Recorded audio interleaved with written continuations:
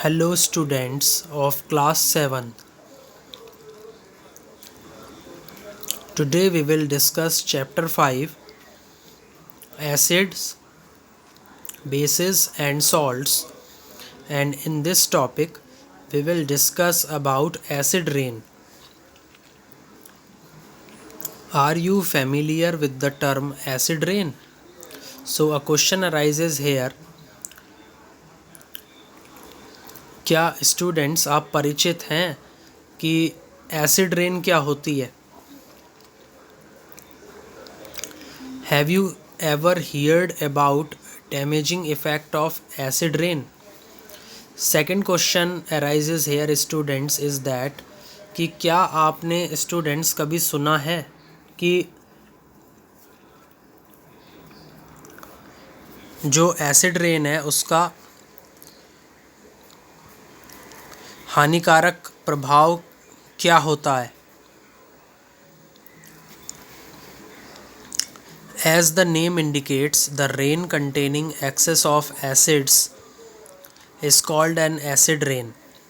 जैसा कि नाम से ही स्टूडेंट्स ये पता चल रहा है कि जो बरसात होती है अगर उसके अंदर ज़्यादा मात्रा में एसिड्स आ जाएं तो हम उस बरसात को एसिड रेन बोलते हैं. Where do these acids come from?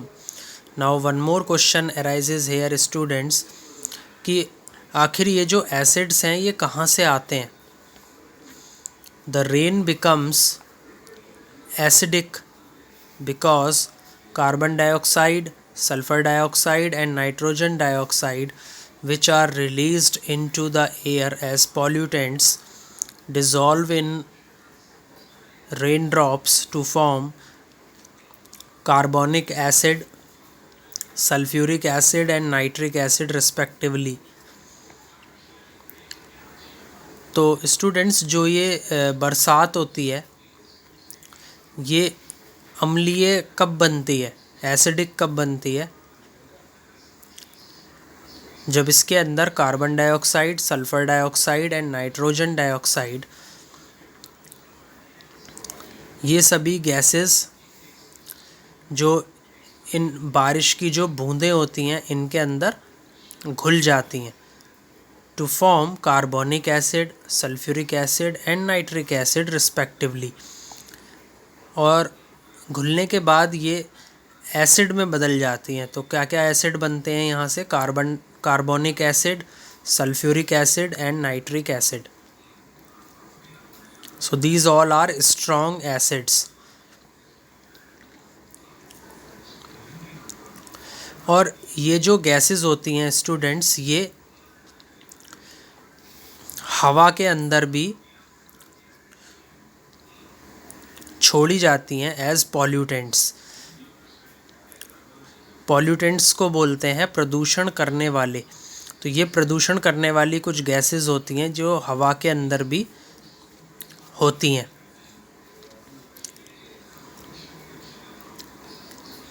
Acid rain can cause damage to buildings, historical monuments, plants and animals. और ये जो स्टूडेंट्स ये जो एसिड रेन होती है ये नुकसान पहुंचाती है बिल्डिंग्स को, हिस्टोरिकल मॉन्यूमेंट्स जो इमारतें हैं, बड़ी बड़ी इमारतें हैं उनको, प्लांट्स एंड एनिमल्स पौधों को और जानवरों को भी नुकसान पहुंचाती है. तो ये था स्टूडेंट्स एसिड रेन के बारे में. अब हम डिस्कस करेंगे न्यूट्रलाइजेशन. लेकिन न्यूट्रलाइजेशन पर जाने से पहले मैं आपसे कुछ पॉइंट्स डिस्कस करना चाहूँगा. Great care should be taken while handling laboratory acids and bases because they are corrosive in nature, irritating and harmful to skin. तो ये जितने भी लेबोरेटरी में एसिड्स और बेसिस का हम क्या करते हैं, उपयोग करते हैं, ये सभी कोरोसिव होते हैं. इनका जो नेचर है वो कैसा होता है? कोरोसिव यानी कि नाशक. इरिटेटिंग यानी कि तकलीफ़ देह. एंड हार्मफुल टू स्किन, और ये हमारी त्वचा को भी नुकसान पहुंचा सकते हैं। तो इसलिए इनकी जो हैंडलिंग है, जब आप इनका उपयोग करते हैं तो उसमें आपको सावधानी बरतनी चाहिए।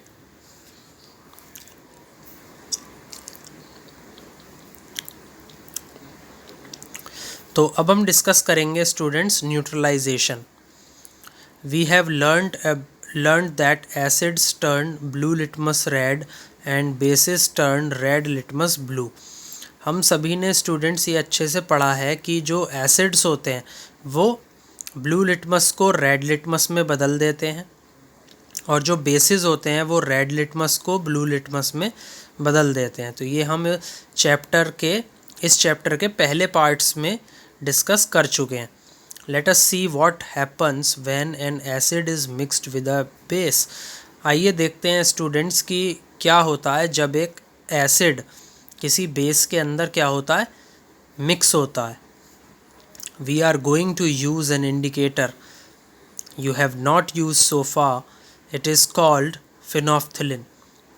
तो स्टूडेंट्स अब हम क्या करेंगे, एक इंडिकेटर का उपयोग करेंगे जिसको आपने पहले कभी भी उपयोग में नहीं लिया है।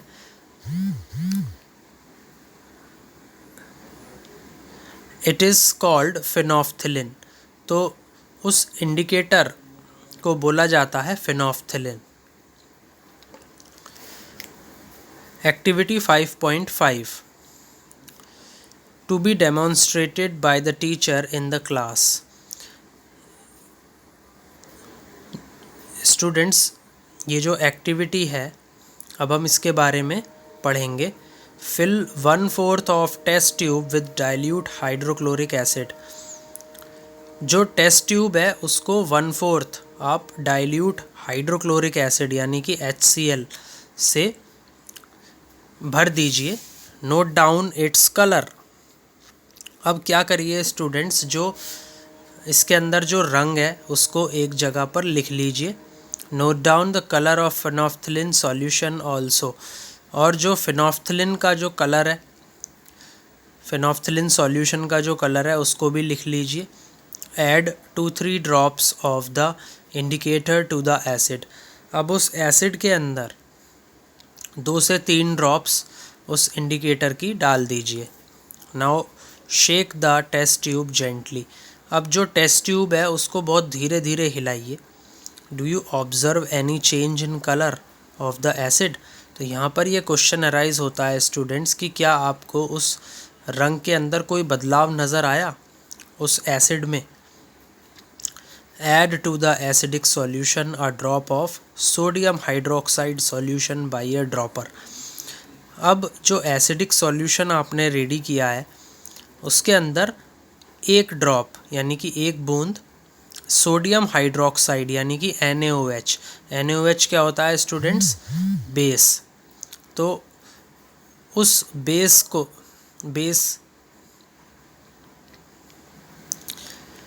बेस का भी आपने क्या बना रखा है, एक सॉल्यूशन बना रखा है, एक घोल तैयार किया है। उस घोल से एक ड्रॉप ले लीजिए with the help of a dropper और उसे एसिडिक सॉल्यूशन के अंदर डाल दीजिए। Stir the tube gently. अब उस ट्यूब को बहुत धीरे धीरे हिलाइए। Is there any change in the colour of the solution. तो यहाँ पर यह क्वेश्चन अराइज होता है कि क्या आपको जो रंग है, उस घोल का जो रंग है उसके अंदर कोई बदलाव नज़र आया। Continue adding the sodium hydroxide solution drop by drop while steering till the pink colour just appears. अब आप क्या करिए स्टूडेंट, सोडियम हाइड्रोक्साइड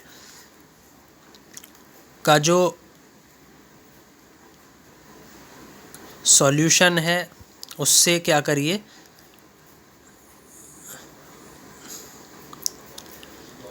बूंदों को लगातार उस एसिडिक सॉल्यूशन के अंदर डालते रहिए। While steering till the pink colour just appear. और जब आप उसमें डालते रहेंगे तो फिर आप उसको हिलाइए टेस्ट ट्यूब को, और टेस्ट ट्यूब को हिलाने के बाद आपको उसके अंदर पिंक कलर दिखाई देने लगेगा। Now add 1 more drop of dilute hydrochloric acid. अब आप उसके अंदर 1 ड्रॉप हाइड्रोक्लोरिक एसिड की डाल दीजिए। व्हाट डू यू ऑब्जर्व, आपने क्या देखा? The solution again becomes colourless. तो जो घोल था वो दोबारा से कैसा हो गया? कलरलेस, यानी कि अब उसमें कोई रंग नहीं है। Again add 1 drop of sodium hydroxide solution. अब सोडियम हाइड्रोक्साइड यानी कि NaOH सॉल्यूशन की जो एक बूंद है उसके अंदर दोबारा से डाल दीजिए उस एसिडिक सॉल्यूशन में। Is there any change in colour? Now the question arises here students कि क्या उसके अंदर अब भी कोई रंग आपको दिखाई दिया? The solution again becomes pink in colour. तो जब आपने उस बेस को उस एसिडिक सॉल्यूशन में डाला तो जो सॉल्यूशन था वो पिंक कलर में बदल गया। It is evident. एविडेंट को बोला जाता है स्टूडेंट्स स्पष्ट, कि ये स्पष्ट है कि जब आपका जो सॉल्यूशन है वो बेसिक होता है तो जो फिनोफ्थिलिन है, फिनोफ्थिलिन क्या है? एक इंडिकेटर है, गिव्स अ पिंक कलर। वो कौन सा कलर देता है? गुलाबी रंग दे देता है बेसिक सॉल्यूशन में। On the other hand when the solution is acidic it remains colourless. और दूसरे हाथ पर जब आपका जो सॉल्यूशन है, जो आपका घोल है, अगर वो एसिडिक है, अम्लीय है, तो उसमें कोई कलर नहीं होता। So there is no change in colour in case of acids, but in case of bases phenolphthalein gives pink color.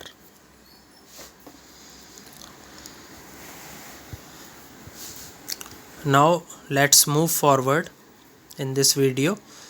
When an acidic solution is mixed with a basic solution, both the solution neutralize the effect of each other. जब acidic solution को आप basic solution में क्या करते हैं? मिलाते हैं। Both the solution neutralise the effect of each other. तो दोनों ही जो सॉल्यूशंस हैं वो क्या करते हैं? एक दूसरे का जो प्रभाव है उसको कम कर देते हैं, उसको बेअसर कर देते हैं। न्यूट्रलाइज को हिंदी में बोला जाता है स्टूडेंट्स निष्प्रभावी। When an acid solution and a base solution are mixed in suitable amounts, both the acidic nature of the acid and the basic nature of the base are destroyed. जब students कोई acid का कोई solution है और base का solution है, जब वो आपस में किसी पर्याप्त मात्रा में मिलाए जाते हैं, both the acidic nature of the acid, तो जो एसिडिक नेचर है, जो अम्लीय नेचर है किसी भी एसिड की, and the basic nature of the base, और किसी भी बेस की जो बेसिक नेचर है वो डिस्ट्रॉयड का मतलब है कि नष्ट हो जाती है। The resulting solution is neither acidic nor basic. तो जो सॉल्यूशन हमें मिलता है, जो घोल हमें मिलता है, वो ना तो एसिडिक होता है, ना तो अम्लीय होता है, और ना ही बेसिक होता है, ना ही क्षारीय होता है। Touch the test tube immediately after neutralisation. तो जैसे ही न्यूट्रलाइजेशन हो जाए उसके बाद आप टेस्ट ट्यूब को तुरंत छू करके देखिए। What do you observe? तो यहाँ पर ये क्वेश्चन अराइज होता है स्टूडेंट्स कि आपने क्या देखा? In neutralisation reaction heat is always produced. Neutralisation reaction में जो हीट है, जो तपिश है, वो हमेशा निकलती है। एंड इवॉल्व्ड को बोला जाता है स्टूडेंट्स विकसित। The evolved heat raises the temperature of the reaction mixture. और जो तपिश है जब वो निकलती है तो वो तापमान को बढ़ा देती है। जो उस रिएक्शन से जो मिक्सचर बना है उस मिक्सचर के तापमान को बढ़ा देती है। In neutralisation reaction are new substances formed. अब एक इम्पॉर्टेंट पॉइंट है स्टूडेंट्स, आप चाहें तो उसको नोट कर सकते हैं। इन न्यूट्रलाइजेशन रिएक्शन एक नया पदार्थ हमको मिलता है, दिस इज़ कॉल्ड सॉल्ट, और यहाँ से हमें क्या मिल जाते हैं, सॉल्ट यानी कि नमक। सॉल्ट में भी एसिडिक, बेसिक और न्यूट्रल। सॉल्ट हमारे 3 प्रकार के होते हैं, या तो एसिडिक या फिर बेसिक या फिर neutral in nature. Thus neutralisation can be defined as follows. तो जो न्यूट्रलाइजेशन है वो किस तरीके से हम डिफाइन करेंगे। The reaction between an acid and a base is known as neutralisation. कोई भी रिएक्शन है स्टूडेंट्स, अगर वो एसिड और बेस के बीच में हो रही है उसको बोला जाता है neutralisation reaction. Salt and water are produced in this process with the evolution of heat. और सॉल्ट यानी कि नमक एंड वाटर यानी कि पानी निकलते हैं इस प्रक्रिया में with the evolution of heat. साथ में जो हीट एनर्जी है वो भी बाहर निकलती है। तो न्यूट्रलाइजेशन रिएक्शन को स्टूडेंट्स हम ऐसे लिखते हैं, acid plus base gives salt plus water and heat is evolved. The following reaction is an example. Hydrochloric acid, ये क्या है, एसिड। सोडियम हाइड्रोक्साइड NaOH, ये क्या है, एक बेस। तो इसमें ये दीज आर रिएक्टेंट्स, और प्रोडक्ट्स क्या क्या होंगे इसके रिएक्शन के, sodium chloride NaCl and water H2O। Boojho added dilute sulphuric acid into lime water. अब भूजो ने क्या करा, जो डाइल्यूट सल्फ्यूरिक एसिड है, सल्फ्यूरिक एसिड क्या होता है स्टूडेंट्स, H2SO4, उसको लाइम वाटर को हम बोलते हैं स्लेक्ड लाइम यानी कि कैल्शियम हाइड्रोक्साइड, उसके अंदर डाल दिया। Will the reaction mixture become hot और कूल। तो यहाँ से जो रिएक्शन का जो मिक्सचर है वो गर्म होगा या फिर ठंडा होगा, ये क्वेश्चन यहाँ पर अराइज होता है। तो यहाँ देखिए स्टूडेंट्स, आप इस रिएक्शन को अपने पास नोट भी कर सकते हैं। कैल्शियम हाइड्रोक्साइड को हम लिखते हैं CaOH whole twice plus dilute sulphuric acid, तो डाइल्यूट के लिए DIL लिखते हैं, and H2SO4 is sulfuric acid. It is the chemical formula of sulfuric acid H2SO4. It gives CaSO4. CaSO4 क्या होता है, कैल्शियम सल्फेट प्लस 2H2O, यानी कि एंड प्रोडक्ट क्या है, water. So this is the reaction, ये क्या है, एक रिएक्शन है, and it is a exothermic reaction. Exothermic reactions कौन सी होती हैं स्टूडेंट्स, कि जिसके अंदर हीट निकलती है। जब एसिड और बेस के बीच, एसिड और बेस रिएक्ट करते हैं तो ये सॉल्ट और वाटर बना लेते हैं, और साथ में जो हीट है वो भी निकलती है। So this type of reactions are called exothermic reaction. As on touching the beaker, तो जब आप बीकर को छू करके देखेंगे, we can feel the heat, तो हमें गर्म महसूस होगा। Produced by the reaction of dilute H2SO4 and calcium hydroxide. तो गर्म क्यों होगा, जब कोई एसिड और बेस रिएक्ट करके सॉल्ट और वाटर बना लेगा तो जो रिएक्शन मिक्सचर है वो कैसा हो जाएगा, गर्म, because this reaction is exothermic. Now 5.4 neutralisation in everyday life. जो न्यूट्रलाइजेशन है स्टूडेंट्स, वो एवरीडे लाइफ यानी रोज़मर्रा की ज़िंदगी में न्यूट्रलाइजेशन का को आप कैसे देखते हैं उसके बारे में हम पढ़ेंगे। तो सबसे पहला आता है इंडाइजेशन। इंडाइजेशन को हम बोलते हैं बदहजमी। अवर स्टोमक कंटेन्स हाइड्रोक्लोरिक एसिड। हमारे पेट के अंदर क्या होता है स्टूडेंट्स? हाइड्रोक्लोरिक एसिड यानी कि HCl। It helps us to digest food. ये हमें किस में मदद करता है? हमारे खाने को पचाने में मदद करता है। As you have learned in chapter 2, जैसा कि आपने चैप्टर 2 में भी पढ़ा है। But too much of acid in the stomach causes indigestion. लेकिन ज़्यादा एसिड हमारे जब पेट में बनने लगता है तो उससे हमें क्या हो जाती है? बदहजमी हो जाती है, यानी कि इंडाइजेशन हो जाता है। Sometimes indigestion is painful. कभी कभी ये जो बदहजमी होती है इसमें हमें काफ़ी दर्द महसूस होता है।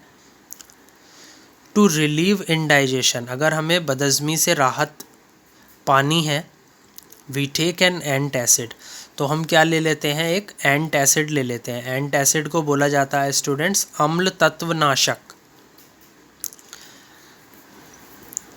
तो एंट एसिड का क्या नाम है स्टूडेंट्स? Milk of magnesia. तो हम मिल्क ऑफ मैग्नीशिया ले लेते हैं यदि हमें इंडाइजेशन से राहत पानी है।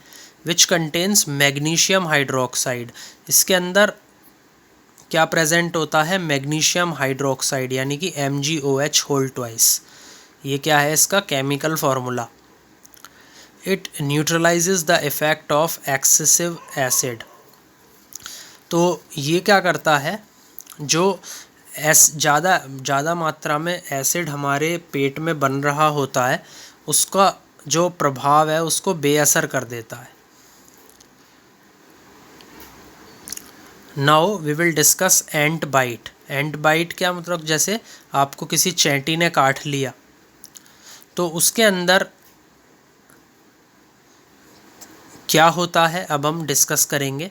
व्हेन एन एंट बाइट्स, जब भी आपको कोई चींटी काट लेती है, it injects the acidic liquid, तो वो एक अम्लीय तरल आपके अंदर छोड़ देती है जिसको बोला जाता है formic acid into the skin. और ये कहाँ पर छोड़ देती है? आपकी त्वचा के अंदर। The effect of the acid can be neutralised bye rubbing moist baking soda. तो ये जो प्रभाव है उस एसिड का, उसको कैसे बेअसर किया जा सकता है, आइए देखते हैं।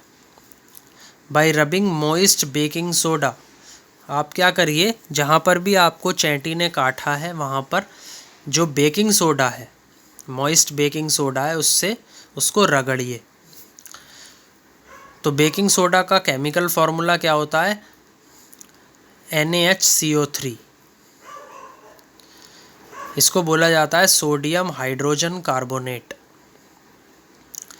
और calamine solution, okay, calamine solution में क्या होता है? Zinc carbonate. तो ये क्या होते हैं स्टूडेंट्स? ये उस एसिड का जो प्रभाव है उसको कम करने के लिए लिए जाते हैं। ओके, अब हम डिस्कस करेंगे soil treatment. Excessive use of chemical fertilisers makes the soil acidic. ज़्यादा मात्रा में जब हम केमिकल फर्टिलाइज़र्स का उपयोग करते हैं उससे जो हमारी मिट्टी है वो कैसी हो जाती है? एसिडिक हो जाती है। Plants do not grow well, जो पौधे हैं वो सही तरीके से उत्पन्न नहीं हो पाते हैं। When the soil is either too acidic और टू बेसिक, जब जो हमारी मिट्टी है वो ज़्यादा एसिडिक हो जाती है या फिर ज़्यादा बेसिक हो जाती है। तो उस केस में हमें क्या करना चाहिए अब हम डिस्कस करेंगे। When the soil is too acidic, जब हमारी मिट्टी ज़्यादा एसिडिक हो जाती है, it is treated with bases, तो वो उसका हम किससे उपचार करते हैं, बेसिस से। बेसिस क्या क्या होते हैं, quick lime, calcium oxide CaO। Calcium oxide का जो केमिकल फार्मूला है वो क्या है, CaO। एंड और स्लेक्ड लाइम, स्लेक्ड लाइम को हम क्या बोलते हैं, कैल्शियम हाइड्रोक्साइड, यानी कि CaOH whole twice. If the soil is basic, अगर हमारी जो मिट्टी है वो बेसिक है, organic matter is added to it, तो हम उसके अंदर क्या डाल देते हैं, ऑर्गेनिक मैटर। ऑर्गेनिक मैटर क्या करता है, एसिड्स को रिलीज़ करने का काम करता है, which neutralises the basic nature of the soil, जो कि जो बेसिक नेचर है उसका जो असर है उसको कम कर देता है। अब डिस्कस करेंगे factory wastes. It is the last topic of this chapter. The waste of many factories contains acids. तो जो वेस्ट होता है स्टूडेंट्स, जो कचरा होता है जो कि फैक्ट्रीज़ यानी कि कारखानों से निकलता है, उसके अंदर क्या पाए जाते हैं, एसिड्स पाए जाते हैं। If they are allowed to flow into the water bodies, यदि हम इनको बहने देते हैं आसानी से वाटर बॉडीज़ के अंदर, the acids will kill fish and other organism. तो ये जो एसिड्स होते हैं ये जो मछलियां हैं उनको मार देते हैं, एंड अदर ऑर्गेनिज्म, साथ में जो और जीव जंतु होते हैं उनको भी ख़त्म कर देते हैं। The factory wastes are therefore neutralised by adding basic substances. तो जो फैक्ट्री वेस्ट है यानी कि जो कचरा कारखानों से निकल रहा है, तो उसको हम किस तरीके से न्यूट्रलाइज कर सकते हैं, किस तरीके से हम उसको बेअसर कर सकते हैं, बाय एडिंग बेसिक सब्सटेंसेस, कि हम उसके अंदर जो बेसिक पदार्थ हैं हम उनको जोड़ दें, तभी हम क्या कर सकते हैं, उन फैक्ट्री वेस्ट को न्यूट्रलाइज कर सकते हैं। तो आई थिंक स्टूडेंट्स आपको ये जो चैप्टर है ये अच्छे से समझ में आया होगा। Please like, share and subscribe my video. Thank you.